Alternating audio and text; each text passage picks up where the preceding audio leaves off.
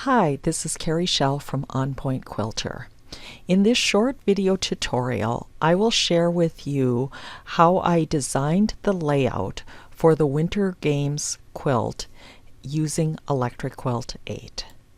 So I've opened my Electric Quilt project for the Winter Games, and I'm going to select Design a Quilt from Scratch. And I'm going to select New Quilt Horizontal. And for the layout, I'm going to select a 3x3, 3 blocks horizontal, 3 vertical.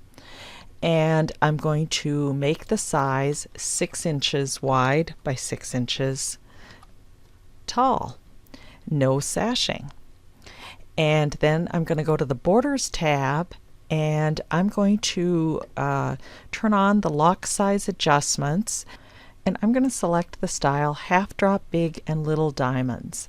And I'm going to change the border to 3 inches and click on the slider bar next to it. And I'm going to scroll down and increase the number of blocks to 5. And then I'm going to go to the Design tab. Under Block Tools, I'm going to do Set Block. And I'm going to go to layer 1, and I will put the snowflake block in the alternate blocks.